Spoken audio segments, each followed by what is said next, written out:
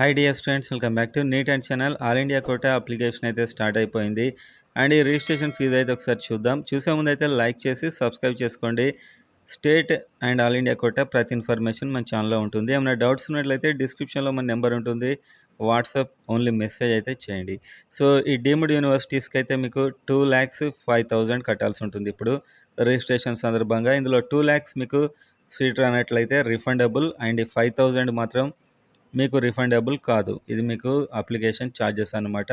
ఇది కూడా రిఫండ్ కూడా ఎప్పుడొస్తుంది, మొత్తం కౌన్సిలింగ్ కంప్లీట్ అయిపోయి క్లాసులు స్టార్ట్ అయ్యే టైంలో మాత్రం మీకు రిఫండ్ వస్తుంది. అండ్ నెక్స్ట్ చూసినట్లయితే ఆల్ ఇండియా కోటా మీకు ఎయిమ్స్ అండ్ మిగతా కాలేజెస్ అన్నిటికీ 15% మనకి ఇప్పుడు ఏవైతే గవర్నమెంట్ కాలేజెస్లో తీస్తున్నారో వాటన్నిటికీ ఫీజు ఓపెన్, ఓసీ, ఈడబ్ల్యూఎస్ మొదలైన వారికైతే 11,000, అండ్ ఎస్సీ, ఎస్టీ, బీసీ మిగతా వారికి అయితే 5,500.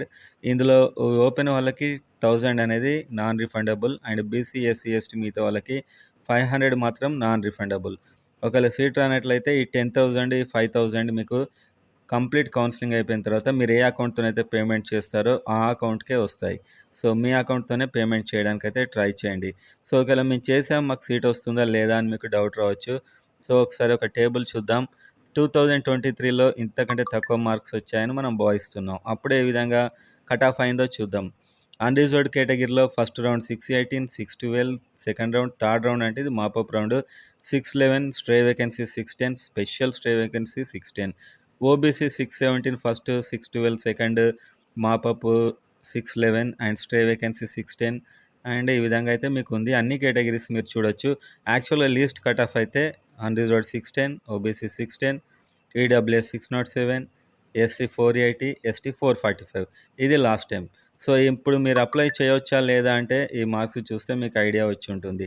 ఈసారి ఇంకా మార్క్స్ పెరిగాయి. సో ఇంతకంటే ఎక్కువ మార్క్స్ ఉంటే మీరు అప్లై చేసుకోండి. సో మేము చేసుకుంటాం అనుకుంటే మీ ఇష్టం. మీరు జస్ట్ క్వాలిఫై అయినా కూడా అప్లై చేసుకోవచ్చు, ప్రాబ్లం లేదు. కానీ మీకు సీటే వచ్చే అవకాశాలు అయితే ఇప్పుడు దీనికంటే అట్లీస్ట్ వీటికంటే ఒక 30 మార్క్స్, 20 మార్క్స్ యాడ్ చేసుకుంటే ఛాన్సెస్ ఎక్కువగా ఉంటాయి. సో అది మీ మీ ఒపీనియన్ బట్టి ఉంటుంది. మీరు అప్లై అయితే చేసుకోవచ్చు. కానీ మీకు ఒక అవగాహన కోసం ఇది చెప్తున్నాను.